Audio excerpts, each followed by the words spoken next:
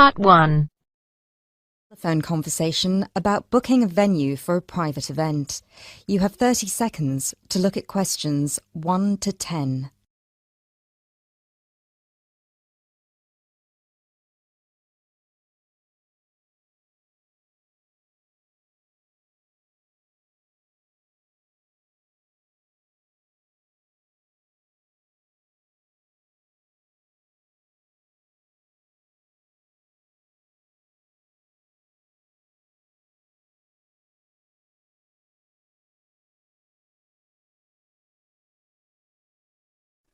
This is George and Dragon. How may I help? Hi, I'm calling to inquire about your upstairs venue. I'm interested in booking it for a private event, and I was wondering if I could ask a few questions. Yes, of course. Just give me a second, please. So, before we start, could I please get a name and phone number? Yes, my name is Clara Carlton. Carly, could you spell that for me, please? Sure, it's Carleton.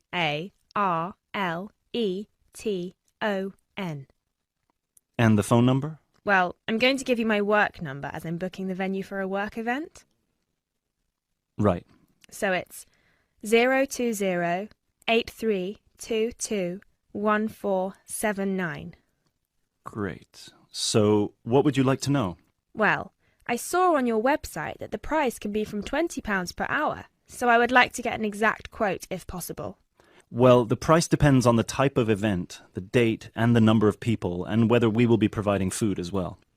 Oh, it's for a retirement party for one of my colleagues. Okay. And for which date is that? Well, we were thinking next Tuesday, the 31st of May. Okay.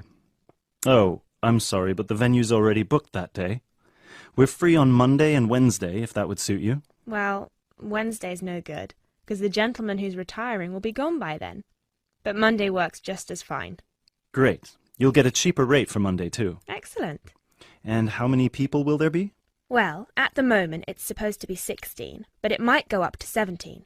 We're waiting for one of our co-workers to confirm whether they'll be available that night or not. The boardroom in the venue only has space for 15 people, I'm afraid. We've got enough standing room for about 15 extra people. Is that all right? Oh, I'm sure it'll be fine. We won't be sitting down much anyway. Would it be possible to provide 2 extra chairs just in case, though? Yes, of course. Great. Before you hear the rest of the talk, you have some time to look at questions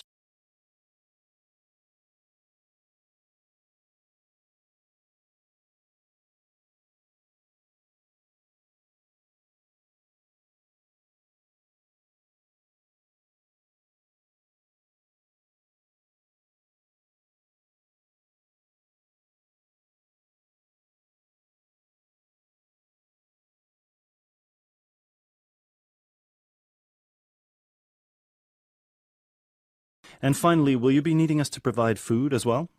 Well, we'll be bringing the cake, but I imagine that yes, we will be ordering some food as well. What are your options for nibbles? Well, we've got quite a vast selection depending on which type of menu you're interested in.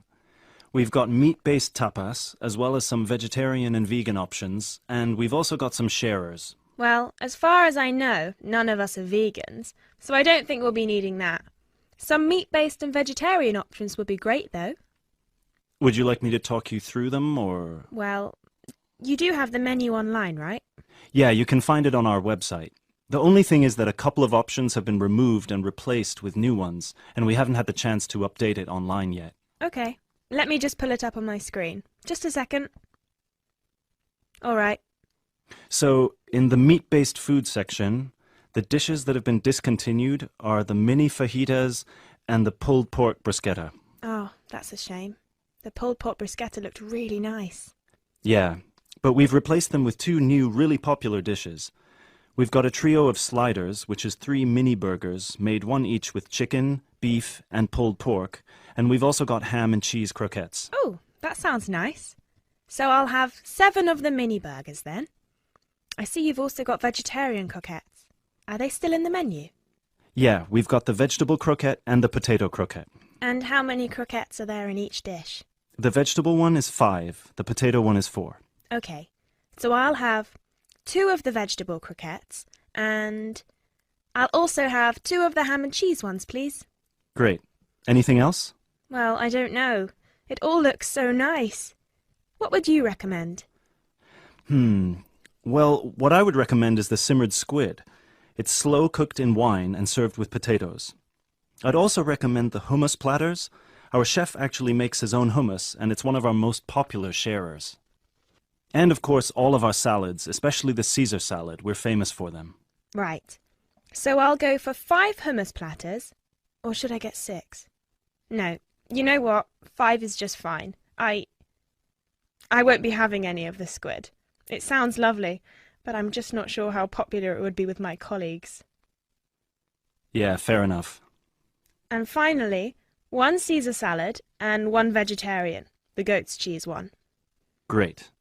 And just for the final question, for how many hours would you be booking the venue? Well, we'd be arriving straight after work, so somewhere around 7 p.m. And I'd expect we'd need it until at least 9 p.m., maybe even 10 p.m., so... So 3 hours? Well, probably. But let's make it 4, just in case. Right. Great. So just give me a minute and I'll get back to you with a quote, all right? Yes, of course. Hi. So I spoke to my manager, and the total with the food and a drink starter for 17 people would come up to £318.95. Okay. But he'd be happy to offer you a 5% discount, which would bring the total down to just £303. And that includes a pint of any beer, a glass of wine, or fizzy drink for each person. Okay. That sounds reasonable enough. Let's go for it. Right. So I would just need a deposit of... That is the end of part 1. You now have half a minute to check your answers.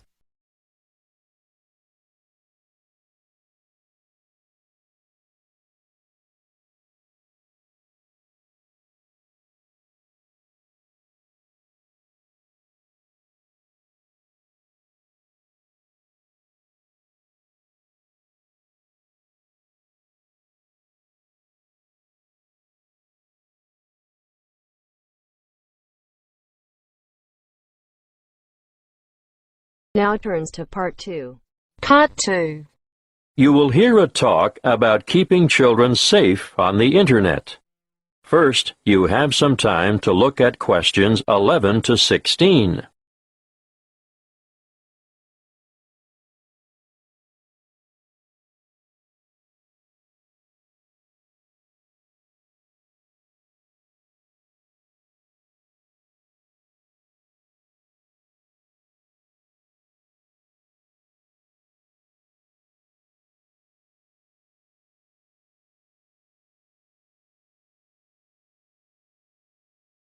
Thank you for coming. It's good to see so many of you interested in keeping your children safe on the Internet. What's in store? Well, firstly, I'm going to talk in general about some common sense ideas and rules for young ones using the computer. Then, I'll give you some information on free educational websites. Finally, we'll finish with question time. I'm sure most of you think that the Internet can be a frightening place in which to let your children roam loose. But let me remind you that it can also be a fountain of knowledge and education. The trick is to avoid the former and utilize the latter. There are programs available both in your local electronics supply shop and free to download that will keep your child safe to a certain degree on the World Wide Web. A popular one is Online Family Norris, which bars things like military and social websites. I wouldn't advise you to rely solely on a program to protect your family, though. As good as it is, you cannot abdicate your responsibility as a parent. I'm sure you all know that, or you wouldn't be here. When all is said and done, the best way to keep children safe is to educate them and keep an eye on them. For this reason, you should make sure the computer which your child uses is kept in a communal space, where you can look over their shoulder from time to time. It is paramount that you teach them never to divulge their proper or full name, and to never provide personal information, such as where they live or what their phone number is. Tell them that online friends must remain just that, online, unless they are supervised. It is difficult, I know, to teach children about the dangers of the world when they are so naive, so trusting and innocent. But without going into great detail, you must alert them to the possibility that the people they are chatting with may not be who they say they are. It's also sensible not to give them their own email address until they are old enough to use the internet safely. So, all communication from websites will go through you. When they are old enough to use social sites like Facebook and MySpace, teenagers need to know that whatever postings they put on the web will remain accessible forever. Nothing is ever really deleted there. And embarrassing pictures or remarks may come back to haunt them one day. For instance, when they apply for a job, they could jeopardize their chances as the employer or human resources staff will look on the web to find out more about their potential employee, and they may be shocked by what they find there. Not the sort of stuff an applicant would want on his or her CV. It can also make them more vulnerable to bullying. Unfortunately, bullying on social sites is another thing to look out for, and I have to tell you, it's on the increase. It's a very difficult issue to deal with, but something that is more easily detected if the computer is kept in a family space. If we can put these negative issues aside, let's not forget that the internet is also a wonderful place for children of all ages. Teenagers may be mostly networking on social sites or completing research that they've been asked to do as part of their homework assignments, but younger children can get assistance with mathematics, spelling, and reading on a variety of free and paid-for sites. Before you hear the rest of the talk, you have some time to look at questions 17 to 20.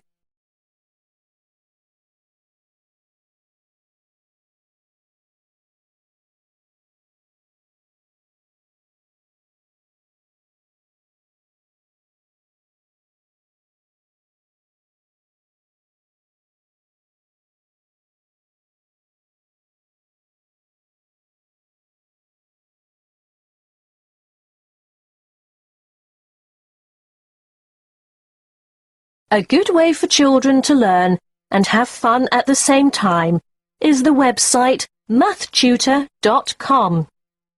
They can practice mathematics on this site, no matter what their level, while they compete against other children from all over the world.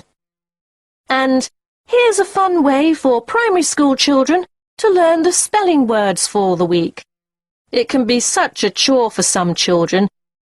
They just type them in and play games to learn them. What's that? The website? Oh, sorry, yes, you'll need to go to spellcity.com for that. The one I'm going to tell you about now is one of the most practical sites that's popular with people of all ages. Children, or parents for that matter, can learn to touch type as they sing along with songs. And there's a variety of funny characters to help you enjoy yourself as you learn. In this day and age, typing is essential. Everyone should be able to type fast and accurately. So, go to beeb.co/typing and try it out. Don't just leave it up to the kids. Here's a site that parents can use to download worksheets to extend their children by giving them further practice. It's called coolresources.com, and I can really recommend it, particularly for middle school students. Now, are there any questions? That is the end of part 2. You now have half a minute to check your answers.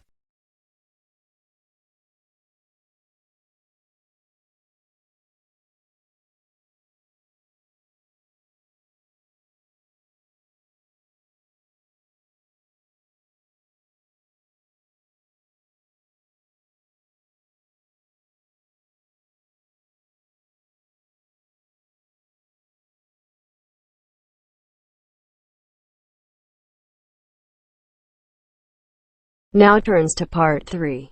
Part 3.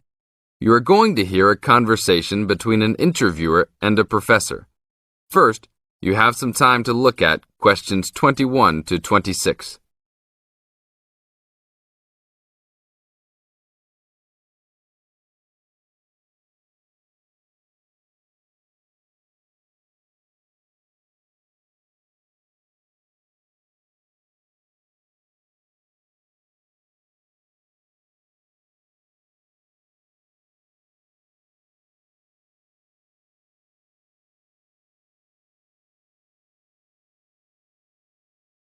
Today I'm here with Professor Nittick, who is our new university president.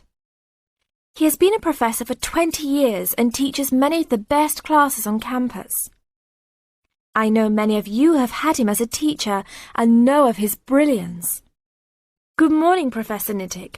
Thank you for stopping by the student station. Thank you for having me here.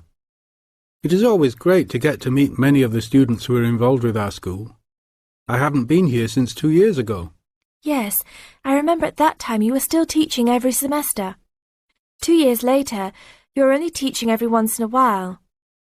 But it seems like you are still always busy. The administration world is just as busy as the teaching world for you. How do you stay in touch with the university, even with the change in your everyday duties? I try to stay in touch with what is popular with the university students. I usually spend time with as many students as I can. They usually give me insight into what the new concerns and beliefs are for the new generation. On top of that, I try to be as youthful as I can. I consider myself to be youthful, at least for my age. So I always have a good time and try to stay young. I try my best to not just be a teacher, but also participate in university life. Interesting. So, are you still doing lots of academic work, or are you mostly concentrating on administrative affairs? Well, I mostly do administrative affairs now, but that doesn't mean that I still don't have a very deep interest in academic matters. I often visit other campuses around the world and meet other professors in my field. I learn the most by travelling and seeing the different places of the world and the different fields of thought. I even did a television programme last month in Manchester. Will you be on television any time soon then? Well, you can call the television station and see if I will be on television any time soon. Maybe I will be on the news report.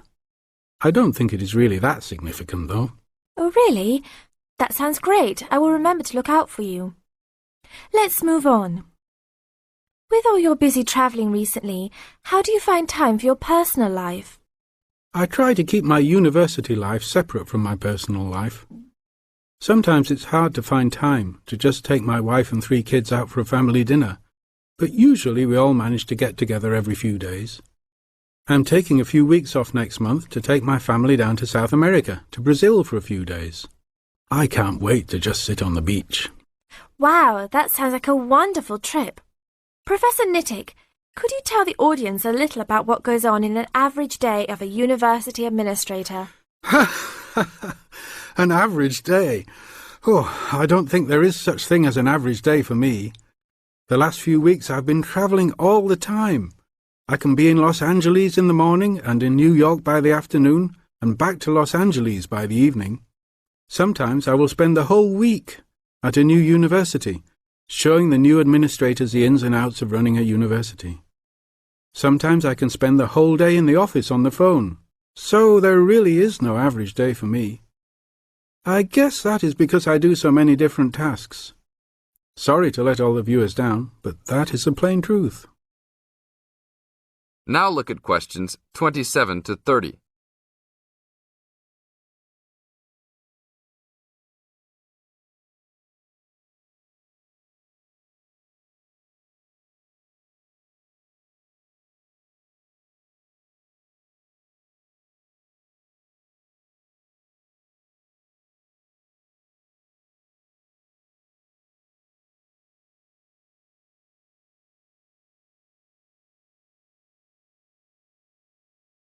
Well, I guess I can sum it up for them.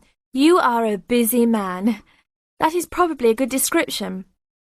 So, are there any immediate plans for the coming few weeks? Well, I'm in Los Angeles for the next 2 days, and then I fly to Colorado to meet a new prospective professor for our university.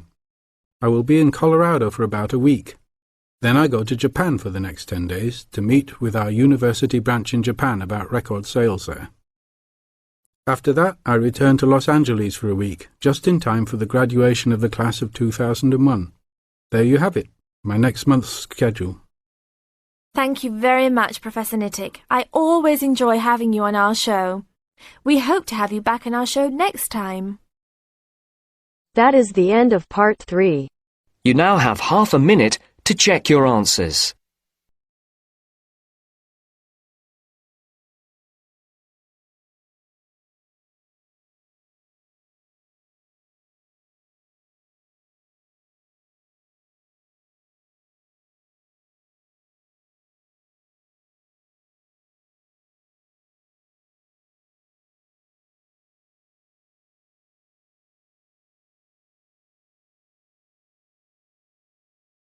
Now turns to part 4. Part 4. You will hear a talk given by a lecturer in the art history department. First, you have some time to look at questions 31 to 40.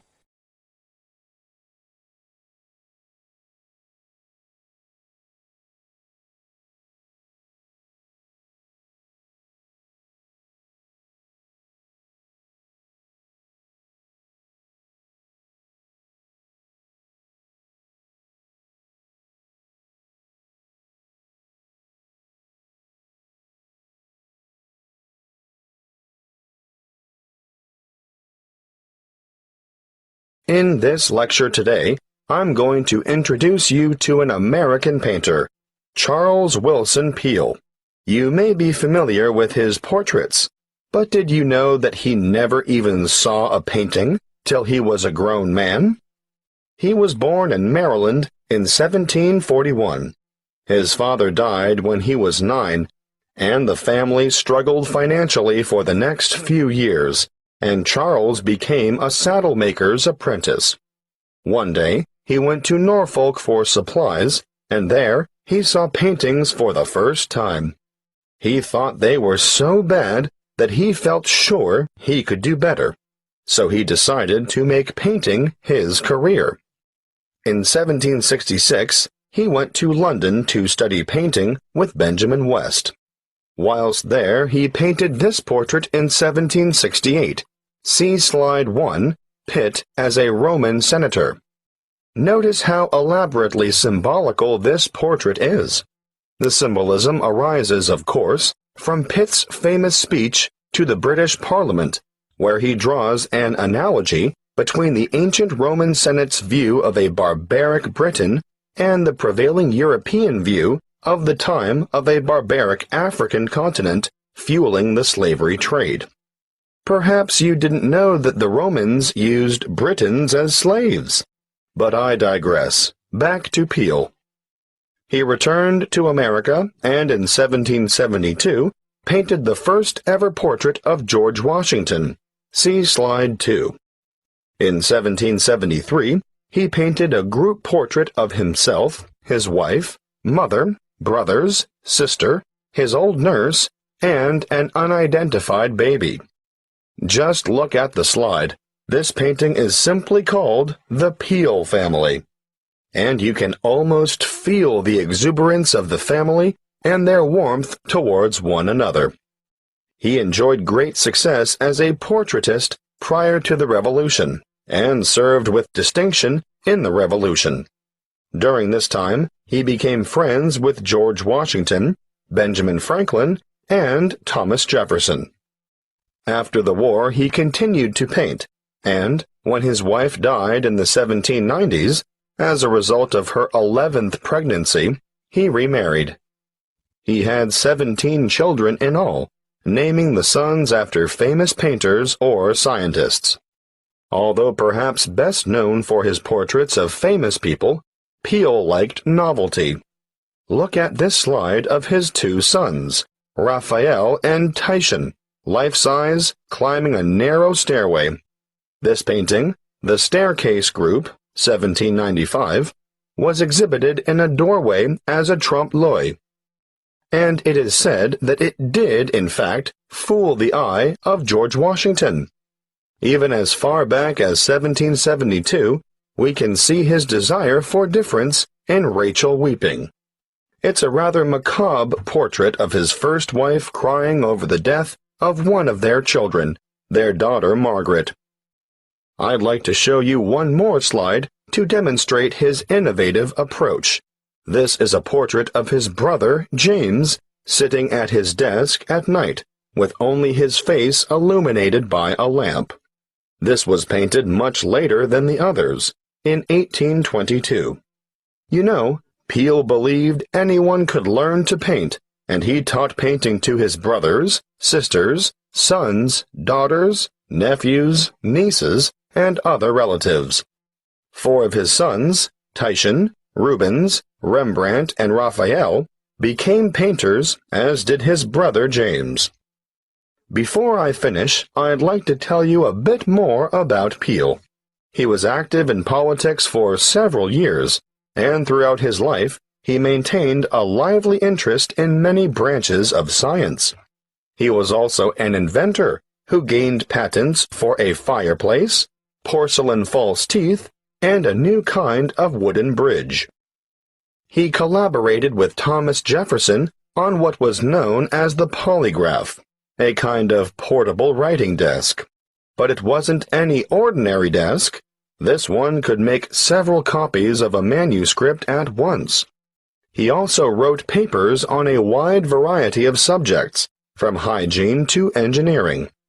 Oh, and he also tried his hand at inventing a fairly primitive but innovative motion picture technique, new types of eyeglasses, and a velocipede, which is a precursor to the bicycle. Now, some of the original velocipedes had pedals and some didn't. You sort of scooted along on them using your feet. Unfortunately, I can't remember which type it was that Peale worked on. He's also remembered for his work as a naturalist. He established the first scientific museum in America, and he even invented his own system of taxidermy. For those of you who aren't sure what taxidermy is, it's the art of preparing, stuffing, and presenting dead animals so that they appear lifelike.